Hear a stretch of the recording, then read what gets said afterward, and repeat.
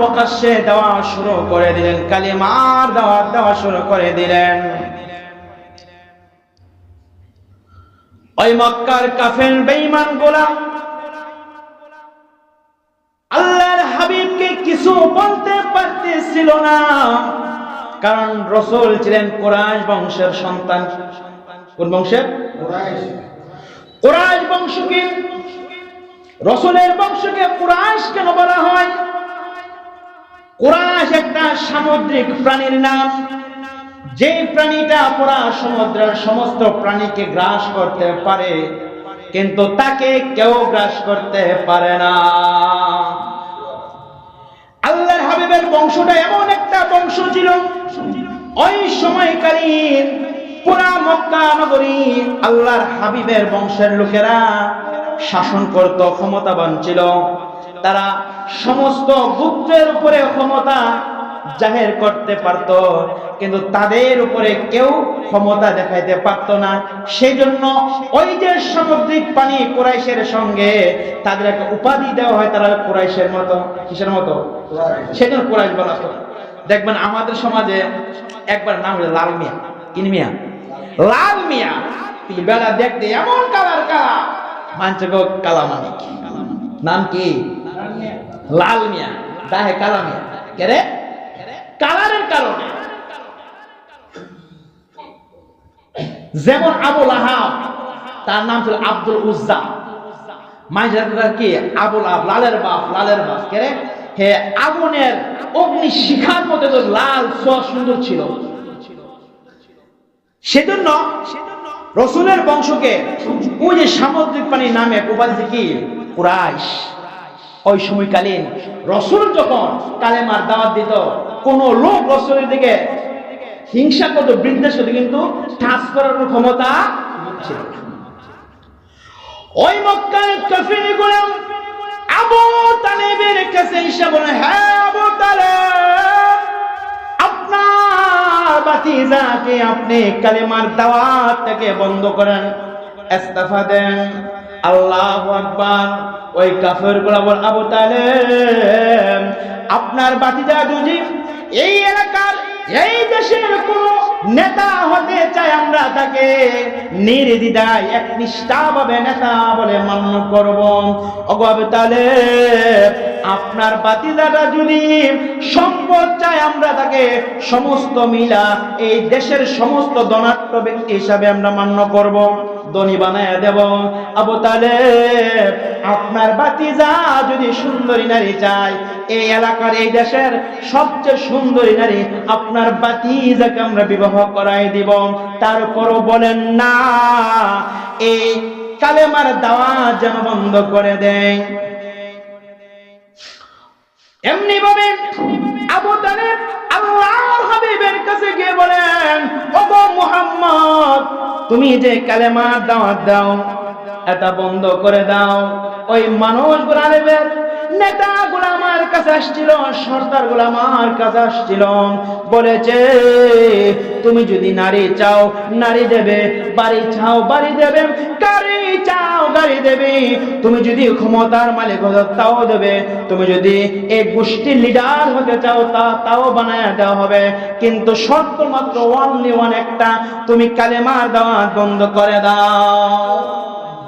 আল্লাহর হাবিব পয়গম্বর চোখের পানি গুলা ফেলাইয়া কাঁদতে লাগলেন আর বললেন, চাচা গো, তারা আপনাকে যে প্রস্তাব গুলা দিয়েছে এইগুলো তো দেওয়া সম্ভব। ওগো চাচা, তারা যেগুলা দিতে পারবে না, আমার এক হাতে যদি আকাশের চন্দ্রটা এনে দে, চাচা গো, অপর হাতে যদি আকাশের সূর্যটা এনে দে, তার উপরও আমি এই কালেমার দাওয়াত বন্ধ করব না। আল্লাহর হাবিব চোখের পানিগুলো ফালাইতেছে।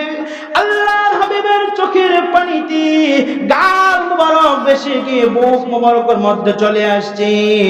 চাচা আবু তালেব ভাতিজার কান্না দেখি বড় মায়া হয়ে গেল, আর বলতে লাগলো, আরে ভাতিজা, তোমার আব্বা দুনিয়ার জমিনে তুমি আসার পূর্বে মারা গেছে, তুমি আমার কাছে লালন পালন হচ্ছ, আমি তোমার কান্না বরদাস্ত করতে পারবো না।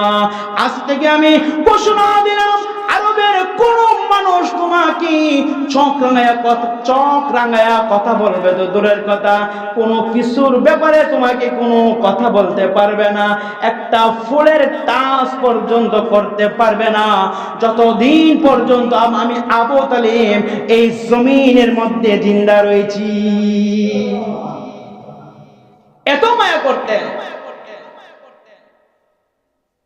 শেষ পর্যন্ত আল্লাহর হাবিবের চাচা আবু তালিব যখন মৃত্যু শয্যায় পতিত হয়ে যায়, এমনি করে আবু জাহেল, উতবা, শাইবা আবু তালিবকে বেষ্টনী দিয়ে রেখেছে, মুহাম্মদ যেন না আসতে পারে। অনেক কষ্ট করে, শত চেষ্টা করে আল্লাহর হাবিব বন্ধন করে পর্যন্ত চাচা নিকটে পৌঁছে যায়, গিয়ে বলে, চাচা গো, আপনি আমাকে অনেক উপকার করেছেন, দ্বীনের জন্য, কালেমার জন্য অনেক সাহায্য করেছেন। ওগো চাচা, তারপর কিয়ামতের ময়দানে আমি আপনার জন্য আমার মালিকের কাছে কোনো সাহায্য চাইতে পারবো না, সুপারিশ করতে পারবো না। ওগো চাচা, শুধুমাত্র একটিবার আপনি আমার কানে কানে বলেন, প্রকাশ্যে বলতে হবে না, লা ইলাহা ইল্লাল্লাহ, একবার বলেন, আমি আমার মালিকের দরবারে আপনার জন্য সুপারিশ করব, বলেন সুবহানাল্লাহ। কিন্তু আমার ভাইরা, ওই মানুষগুলো আবু জেহেল আবু তালেবের সামনে গিয়ে বলেন, আবু তালেব, সারাটা জীবন বাপ দাদার ধর্মের উপরে অটল অবিচল ছিলাম, এখন বিদায় মুহূর্তে যদি তুমি বাতিজার কালিমা পড়ে নাও, মানুষ বলবো বাতিজার বই বুঝি কালিমার মালা পড়েছে বিদায় মুহূর্তে। আবু তালেব এই কথাগুলো শ্রবণ করে বাতিজার দিকে তাকায় বলেন, মুহাম্মদ, তোমার ধর্ম সত্য, তোমার কালিমা সত্য, তুমি সত্য, তোমার আল্লাহ সত্য, সবগুলো সত্য জেনেছি, কিন্তু আমি এই মুহূর্তে কালিমা পড়তে পারবো না। চিন্তা করছেন? সব সত্য জানছে কিন্তু মানতে পারে না। ইসলামের জন্য অনেক সাহায্য করছে তিনি কালেমার দাওয়াতের ব্যাপারে, তারপরে কি করছে না, কালেমা মানছে না, পড়ছে না, সেজন্য তার ব্যাপারে রাসূল সুপারিশ করতে পারবে না। তাহলে বুঝা গেল সকল নেক কাজ হচ্ছে ঈমান। ঈমান যদি না থাকে কোনো নেক কাজ পরকালে কি কোন কাজে আসবে? আমার ভাইরা, আবু তালেব দুনিয়ার জমিন থেকে বিদায় হয়ে গেছেন। আল্লাহর নবী চোখের পানি গুলা ফেলায়া কাঁদতেছিলেন, এমন ভাবে কাঁদতেছিলেন, আল্লাহ রাব্বুল আলামিন বলেন, জিবরাইল, আমার বন্ধুরে গিয়া জানায়া দাও, বন্ধু গো, ইন্নাকা লা তাহদি মান আহবাবতা, ওগো পয়গম্বর, ইন্নাকা লা তাহদি, আল্লাহ বলেন, নবী গো, আপনি কিন্তু হেদায়েতের মালিক নন। আপনি কি হেদায়েতের? লা তাহদি, আপনি কাউকে হেদায়েত করতে পারবেন না।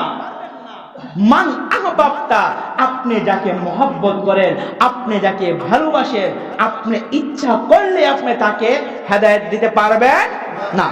আল্লাহ বলেন, ওয়ালাকিন্নাল্লাহা ইয়াহদি মাইয়াশা, নবী, তবে আমি হলাম হেদায়েতের মালিক, মাইয়াশা, আমি যাকে ইচ্ছা তাকে হেদায়েত দান করি। বলেন সুবহানাল্লাহ। যদি রাসূল হেদায়েত দিতে পারত তাহলে কি চাচাকে দিয়ে দিত? নবী যদি হেদায়েতের মালিক হতো, নূহ আলাইহিস সালাম তার সন্তানকে হেদায়েত দিয়ে দিত। আল্লাহ বলেন, নবী আপনি কাঁদেন না, আপনি কান্দা বন্ধ করেন, কারণ আপনার আপন হলো তারা যারা কালেমার মালা পড়েছে। আমার ভাইরা, এই যে রাসূল বলেন আল মুসলিম আকুল মুসলিম, একজন মুসলমান আর একজন মুসলমানের ভাই। শুধু বাবা হলে চলবে, বাবা মুসলমান নাও হতে পারে, মুসলমানের বড় হলে মুসলমান, এটা আমাদের প্লাস পয়েন্ট। এমন লোক আছে নামে মুসলমান, মুসলমান নাই, অনেক লোক আছে। যাই হোক ভাইরা, আল্লাহ বলেন নবী আপনি কাঁদেন না, কারণ আপনি মান আহবাবতা, আপনি যাকে মহব্বত করেন তাকে আপনি ইচ্ছা করলেই হেদায়েত দিতে পারেন। ওহু আলম বিল মুহতাদিন, আমি আল্লাহ জানি হ্যাঁ বিল মুহতাদিন, হেদায়েতের ব্যাপারে কারা হেদায়েত গ্রহণ করবে। এই রাসূলের চাচা দুনিয়া থেকে চলে গেলেন, রাসূল বড় মনক্ষুণ্ণ হয়ে পড়লেন, কারণ আবু তালেবের জীবদ্দশায় কোন কাফের বেঈমান চোখ তুলে তাকাইতে পারে। দ্বিতীয় কারণ হলো এর কিছুদিন যেতে না যেতে সহধর্মিণী খাদিজাতুল কুবরা দুনিয়া থেকে বিদায় হয়ে যাবে। খাদিজা কান্দে, নবী গো ও পয়গম্বর, আল্লাহর পয়গম্বর বলে খাদিজা কেন এমন ভাবে বিদায় মুহূর্তে কান্না শুরু করলাম? খাদিজা বলেন, নবী গো ও নবীজি, ওয়ানলি ওয়ান, মাত্র দুইটা বস্তুর জন্য আমি কান্দি, দুইটা বিষয়ের কারণে আমি কান্দি নবী গো। একটা বিষয় হলো আপনার জন্য, আপনি যখন কালেমার দাওয়াত দেন আরবের কাফের বেঈমান গোলাম আপনাকে নিপীড়ন করার জন্য ও পেটে বসেছিল, আর আমি খাদিজা আপনার পাশে ছিলাম, সেই জন্য ওই মানুষগুলা বেঈমানগুলা আপনার দিকে কোনো খারাপ আচরণ করতে পারে নাই, আপনাকে নির্যাতন করার সাহস পাই নাই। খাদিজা রাদিয়াল্লাহু আনহা ওই মক্কার মধ্যে একজন ধনাঢ্য মহিলা ছিলেন, যার প্রভাব সকলের উপরে ছিল। সুবহানাল্লাহ। আমার ভাইরা সংক্ষিপ্ত বলতেছি, দুই নাম্বার হলো খাদিজা রাদিয়াল্লাহু আনহা বলেন, ওগো পয়গম্বর আমি কেন কান্দি? দ্বিতীয় কারণ হলো আমার নিজের জন্য। আপনি বলেছেন কবরে যাওয়ার পরে কবর মানুষকে এমন ভাবে চাপ দিবে, বাম পাজরের হাড়গুলা ডান পাজরের ভিতরে ঢুকে যাবে, ডান পাজরের হাড়গুলা বাম পাজরে ঢুকে যাবে। নবী গো আমি খাদিজা সেজন্য কান্দি, আমার যে কোনো কবরের সামান না। চিন্তা করে কেমন বই তাদের অন্তরে, অথচ আল্লাহ তাআলা খাদিজা রাদিয়াল্লাহু আনহাকে সালাম দিয়েছেন। সুবহানাল্লাহ বলেন। জিবরাইল সালাম আল্লাহর হাবিবের সঙ্গে কথোপকথন করতেছিলেন। খাদিজা রাদিয়াল্লাহু আনহা এক রুম থেকে অন্য রুমে যেতেছেন।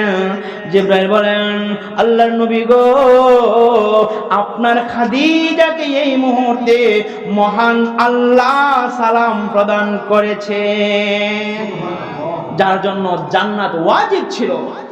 জান্নাত কি? জান্নাতের সার্টিফিকেট ছিল। তারপরও কত টেনশন ছিল কবর নিয়ে, কত টেনশন ছিল হাসর নিয়ে, মিজান নিয়ে। আর আমরা সার্টিফিকেট নিয়ে চিন্তাও নাই, ও আসুকে যাইব কিনা, সব তো সমান। এমনি করে খাদিজা বলেন, ইয়া রাসূলুল্লাহ, ইয়া হাবিবাল্লাহ, ওগো পয়গম্বর আজকে আমি আপনার কাছে একটা আবদার করতে চাই।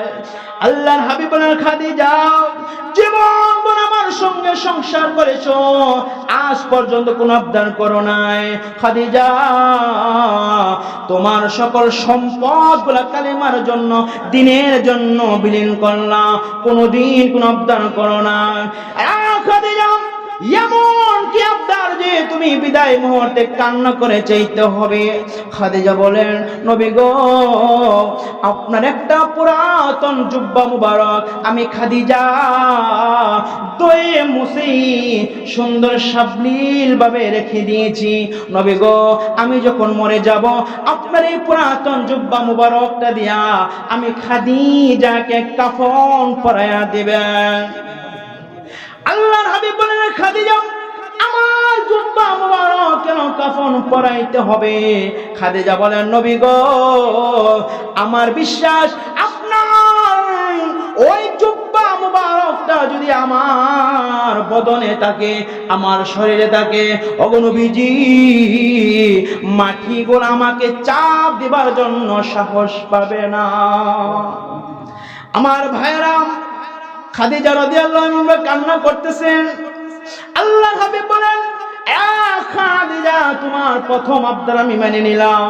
খাদিজা বলেন, নবী গো, মুনকার নাকিরের সওয়াল জবাব আমি খাদিজা দিতে পারবো বলে আমার মনে হয় না।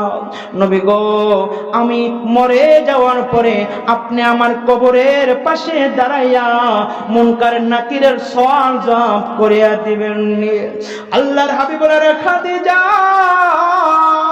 কথা দিলাম আমি রাসূল তোমার অভয় আবদার কনফার্ম করলাম, মঞ্জুর করলাম। আমি চেষ্টা করি বাধাই করার জন্য। খাদিজা রাদিয়াল্লাহু আনহা দুনিয়ার জমিন থেকে বিদায় হয়ে গেলেন। আল্লাহর হাবিবের জুব্বা মুবারক দেন কাফন করে দাফন করা শেষ হয়ে গেল। আমার পয়গম্বর ওই কবরের পাশে দাঁড়ায় আছেন।